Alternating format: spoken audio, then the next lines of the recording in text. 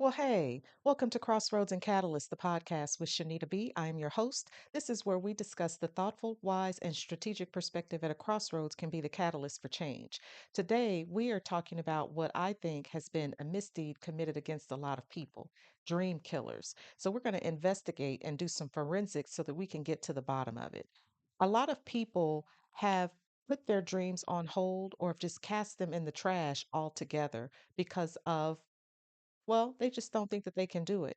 Whether that has come from internal or they've heard enough people that have said to them, probably falsely, and I'm going to commit to saying not just probably, but falsely have led them to believe that they are incapable of pursuing something greater down the road. So, think about it. You've decided that you've been in the role that you're in for far too long, or you're just disinterested anymore. It provides no level of satisfaction. Maybe you don't like your boss, maybe you don't like your colleagues, or you're just over it and you're ready to do something different. But when you've had conversations, when you've thought through it a bit more, you've just hit a wall, or you've heard other people, or you've seen other people attempt to do something similar and maybe it just hasn't panned out the way that you thought that it should, or even the way that they thought that it should. This is problematic, and a lot of people have encountered this over the course of their careers and they're feeling stuck. I don't want you to feel stuck. There are always options available to you. The question is, how serious and committed are you in order to pursue those goals? I have seen over the course of my career many people who have wanted to go down the path of trying to do something slightly better, progress just a little bit. And by a little bit, that can mean anything at this point, but the fact that you want to do something different and you're just tired of being pigeonholed is reason enough for you to gather the information that you need in order to be informed so that you can make a good decision for yourself. I've seen people that have applied for jobs and they were not even given an opportunity to interview, though they were perfectly capable of doing the job. Well, why is that? Well, there's a culture in some organizations while they put on this image and persona for the external world to see, they're not really at all interested in retaining or promoting people from within the organization.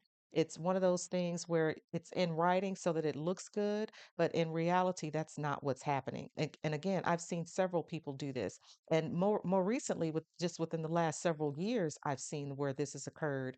And in one of the positions that I've held, I actually asked the person, well, hey, why didn't you apply for this job? And this person thought about it and she carefully considered the why behind it. And she didn't give me a response right away, but she did consider it. And I asked her, well, what's going on? Because you seem like you're perfectly capable of doing the job. So I'm just curious. And when after she considered it, after a little bit of time, she came back and she said, well, part of the reason why I didn't apply for the job again is because in the past, when I did consider it, I was not given any consideration for it.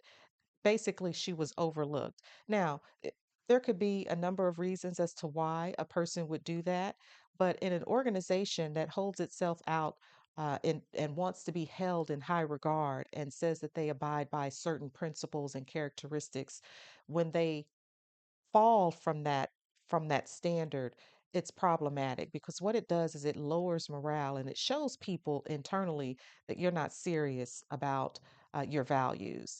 And this person, once she did, revisit the conversation, she basically let me know that she was satisfied where she was and that she didn't have the desire any further to pursue a higher role, but that she was appreciative of the fact that I would even ask why she didn't pursue that position.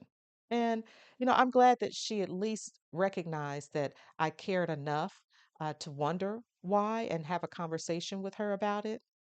But, you know, when you're in a situation where you've worked for people who have demonstrated that they could not care less about who you are, your skills and abilities and competencies, and how you can assist with carrying out the duties and getting the job done and getting it done well, At that point, you do have a decision to make. You have to determine if you're satisfied where you are, and maybe you're just going to ride it out until retirement so that you can ride off into the sunset, or you're going to pivot and do something different. And this is where we're going to segue into some of the dream killers and how to identify those. Because I think that they fall into two different categories. You have your internal and you have your external dream killers. The external would be with just the example that I just provided, where maybe you have a boss who is saying one thing but is doing another. We can't really help what these people do. All we can do is help how we respond to these type of people. And again, gather the information that we need to make a good decision. But then you also have people who will project their fears upon you. I don't know if you've ever worked with people who have basically made it made it very plain that they are not necessarily satisfied with where they are, but they're apathetic and they're just not as interested in doing something about their current circumstances. So if you voice your thoughts and opinions about wanting to do something different, they don't have anything nice to say. And if they do, it's shrouded in passive aggressiveness. These are the kind of people who you definitely want to distance yourself from because they don't have anything good for you. I've had the privilege, I think, and the pleasure of working with a lot of people over the course of my career who have been nothing but encouraging, but I know that it's not that way with everyone. And it's definitely not a fun place in which to find yourself where you feel like you're pretty much caged in and that you can't do anything and can't go anywhere. But you definitely want to identify those type of people so that you recognize that these are the type of people with whom you do not want to share your goals and aspirations because they don't have anything good for you except for a trash can. And the trash can is to dump all of your dreams into it so that they can take it out with the garbage at the end of the day. So stay far away from those people because they are no good for you. And then, of course, we already talked about the bosses. You know, a lot of people talk a good game, but you have to show me. I need to see that you are actually serious. So if you have a boss and you have tried to have some conversations with this leader and let them know, hey, I'm interested in pursuing something greater. Are there positions that are going to be opening up within the department or even within the organization? I'd really be interested in pursuing those and seeing where that could go. Well, if they don't have anything good to say to you, or you've inquired about some things and they never get back with you, they pretty much dodge or all out ignore your requests for more information. They've made it pretty plain to you that they're not interested in helping you to pursue your goals. And to be sure, it's not their responsibility to do so, but if you're asking questions, if they've at least given you a cloak of or a semblance of assistance or try to make it appear as if they will assist you, well then again, that's the writing is on the wall for that. So you definitely want to make sure that you place them in the appropriate category, which is people who are not willing and able to assist you. Well, what about family and friends? You know, sometimes the people closest to you are the ones who will pull you down the fastest. And they will do what they call a reality check and just try to help you to see that you just can't get ahead. I don't have a lot of patience for people like this. And part of that is because I never grew up in a family that was like that. My mother and father were extremely supportive of me and my sisters as we were growing up. And it was never even a thought or a concern that you couldn't do anything. That's all that I ever heard is that you can do it. You have the ability, you have the skill set, you can do whatever it is that you put your mind to. And because I believe that, I've realized I've built a life for myself based on the support and the encouragement of my parents and my siblings. My siblings are the same way. But there are a lot of you who don't have a family structure that is encouraging to you. They are just as jealous and just as vindictive as any enemy or stranger on the street that you might encounter. And so, what I would say to you in that regard is first, you have to understand that every dream that you have, or anything else that's going on in your life, it may not necessarily need to be shared with the people closest to you. You have to identify who the people who are on your side are and give credence and validity to them. Remember, check your resources and check your sources. If someone is coming to you with bad information and trying to make you believe that the shift that you want to make or the goal for which you're striving is just too far out of reach, you'll never be able to make it. It just, people are no good and they won't help you. You have to shut down those voices.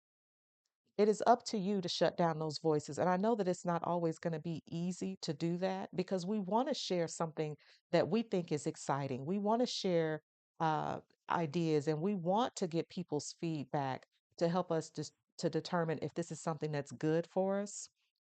But if all you're ever getting is negative feedback, well, then the first thing in this process is recognizing that you shouldn't share information with them because they're no good for you.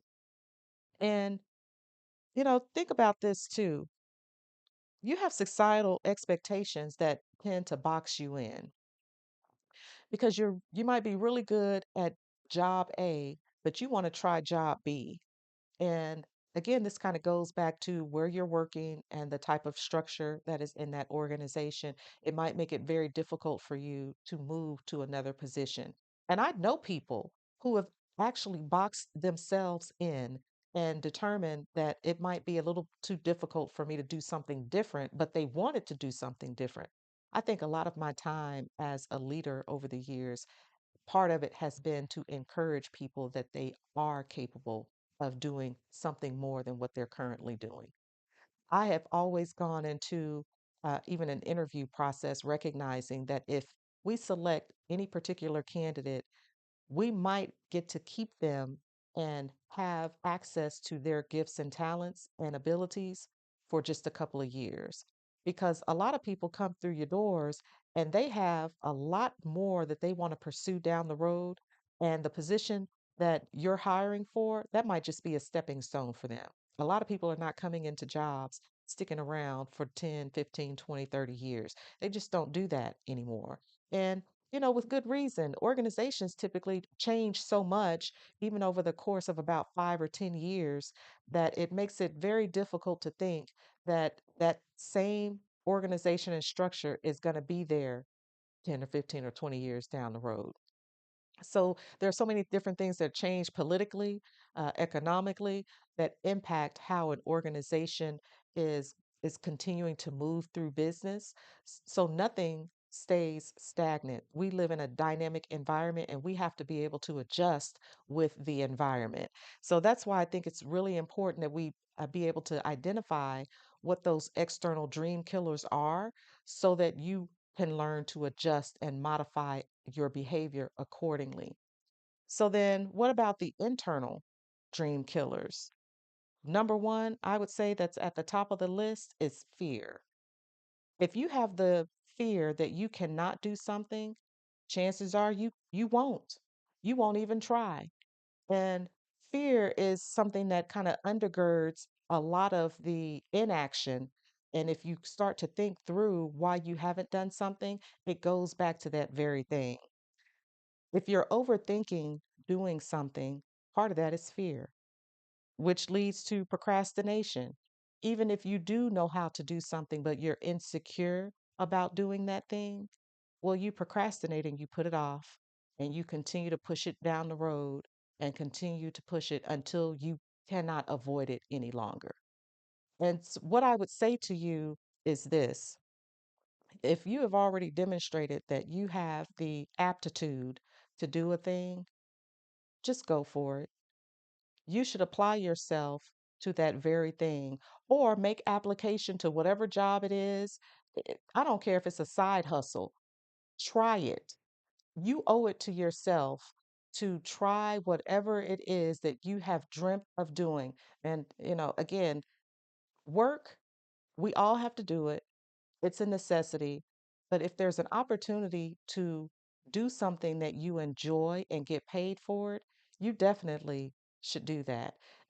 And I'll take even my own life example, because the change that I've made recently with my career has taken me to an organization that is completely different from the last job that I had. And I work with some wonderful people, and in my past job, I worked with some wonderful people. But there's a different air about this organization where I currently am, and people are happy to show up to work. They they are happy even though uh, resources are tight, constraints are there, and we might be missing some things. I don't know fully because I haven't been there long enough to really fully assess all of the ins and outs of this organization. But it is such a pleasure to walk in and everybody is happy to see you. So, go figure. And not to say that people weren't happy to see me or, their other colleagues at my last organization, but when I tell you that the air is different, had I not taken the step to apply for the job thinking that, nobody will hire me, or maybe just being afraid that it just couldn't happen, I would be in my last job and I would potentially be feeling stuck if I had stayed with that mindset. So you have to have a discussion with yourself, and whatever issue you are encountering that would cause you to be fearful of moving forward. Sometimes, you have to go cold turkey and say, I'm just not listening to it. And other times you have to dissect that thing and try to pull it apart to see what exactly it is that's causing you to be fearful of moving forward, because you can do it. If you're in a job right now that requires some level of certification or even a degree, you've already demonstrated that you have uh, the certification and the diplomas and degrees, whatever the case may be. If you're trying to do something different and maybe you need to acquire some certifications and or a degree, well, step across that threshold. You need to find out what it is that's going to be required to get that thing done, but you owe it to yourself to do that. And you need to also ask yourself, what is the barrier? Is it the barrier that is making me fearful because you think that you won't be able to get access to whatever it is, whether it's time, whether it's money, or any other thing that you can think of that might cause that hindrance? You have to figure it out and you have to make a decision so that you can move forward. And then this other thing that I have on my list is imposter syndrome. A lot of people suffer from imposter syndrome, and I don't know if a lot of you have heard of imposter syndrome, but this is merely thinking that you feel like you're faking it, that the position that you hold, that you are not really the person who belongs in that position, and that other people are at some point going to find out who the real you is. Well, what's funny is I've read a little bit about imposter syndrome, and I've heard people talk about imposter syndrome. I feel like I have suffered from imposter syndrome. And more specifically, when I served in an interim role, an interim executive role, I definitely felt like I had imposter syndrome, because one of the thoughts that I had was, well, who do I think that I am? Or I don't know that I can actually do this job. And what's crazy is everyone was telling me what a wonderful job that I was doing. This is not with me asking or prompting. They were telling me this on their own because of what they saw, what I demonstrated for them, and my abilities to carry out the job duties. So, some of the stuff we're just kind of conjuring up in our heads and listening to that inner child that somewhere along the line was told that they were incapable of doing something. It's not true.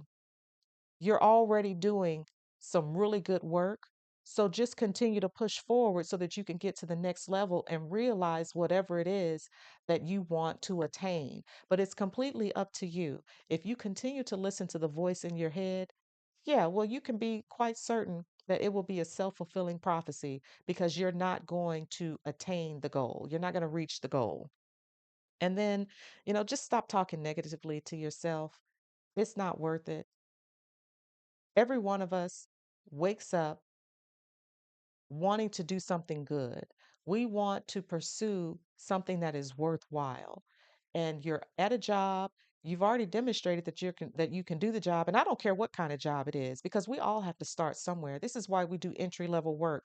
When you're in high school, you might take a job at the fast food restaurant down the street. You might work at the movie theater. There are a whole host of things that help young people to get acclimated to work because we all have to start somewhere, and you continue to build and build and build until you get to a place where you feel some level of satisfaction. Sometimes it takes us a little bit longer for us to figure out what that actually is. And sometimes some of us are actually really quick to figure out what that is.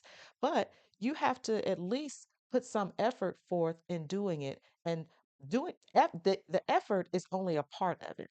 Okay. The effort is only a part of it because we can do things actively and still mentally not be fully there. So, I say all of this to say, well, let me rephrase that. I say this to say to you um, that there are things that we can do to move ourselves forward and project ourselves forward. There are also things that we can do to cause ourselves to be paralyzed. You do not want to paralyze yourself and listen to the voice in your head that tells you that you can't do something. If you look at your life right now, you've probably already, you can look at number of things that you have accomplished that have that have propelled you forward. Look at those things. Don't look at the past failures because all of us have failed at something, and you might continue to fail at something. But failure can actually be a good thing because you can learn a lot about yourself and what you need to do differently during the failure. Don't be afraid to fail. And don't be afraid of what other people think about your failure because really it's none of their business. Get into the habit of living your life not for other people and what they think, but for what is good for yourself and for your family. And consider that carefully, in the bigger picture. So, what do you do now? Well, first, you have to make a decision as to whether or not you're going to continue to listen to the naysayers. If they're continuing to talk down the dreams and the goals that you have, make a decision that you won't share that information with them. You can continue to exchange pleasantries, but maybe you don't need to eat lunch with them. Maybe you don't need to spend time with them after work. I don't know what your situation is. You do, but you have to figure out what is best suited to help you to achieve your goals. And sometimes that means stop listening to people, and it also means stop listening to your own voice that is telling you that you can't accomplish that. So this is really what I want you to do next. Writing is a good thing, and it kind of helps to impress upon our minds and helps us to remember things. So it's a good thing. What I want you to do is write down something that you want to achieve, your dream, whatever type of job that it is that you would prefer to have, the type of position that you would want to be in. Write it down. Okay. And then I need you to write down what is it that is preventing you from pursuing that. Ask yourself that question and answer it. Is it one thing? Is it two things? Is it time? Is it money? Is it any other type of resource? Is it location? It might require you to do something pretty major, but you at least need to see it in writing so that you can really start to parse out the things that are causing you some issues. And then choose one small step to take.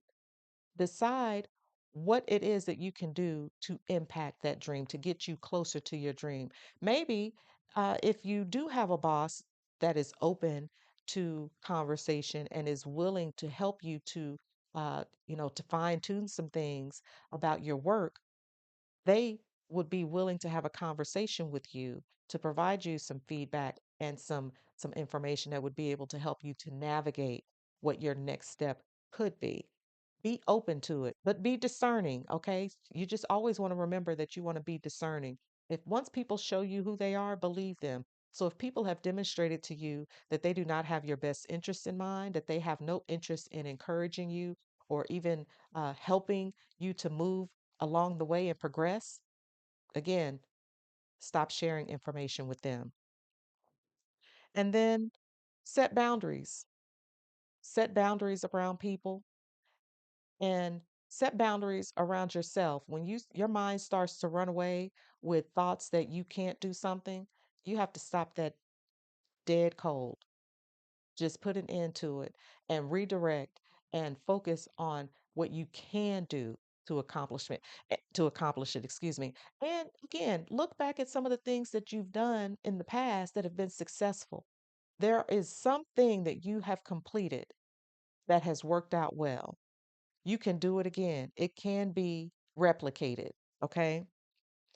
And at this point, it's time to really turn the page and move forward and do something different because we want to put an end to the dream killers, okay? You need to slay fear. You need to slay procrastination. You need to slay all of these things that are standing in your way and get them out of your life. So, we are at the conclusion. We are at the conclusion of today's episode. And I hope that some of this hit home with you. And if it has, I would like for you to commit to taking the next move. And additionally, if some of this has resonated with you, share it. Share it with somebody you know. And remember to subscribe and to follow so that you can keep up with the latest and the greatest episodes. And finally, if you have a story that you would like to share, I would love to hear about it because we might just feature it on a future podcast. So send an email to me to theshanita.brown@gmail.com. Shanita spelled Shenita. And I really appreciate that you have joined me and given me some of your time. And if you've been challenged by something that you've heard, reflect, decide, and move. It is completely up to you. And there is no amount of motivation that anyone can give you that will cause you to act. You have to make that choice. And, you know, as we close, remember that crossroads reveal who you are, catalyst shape who you become. Be relentless. Until next time.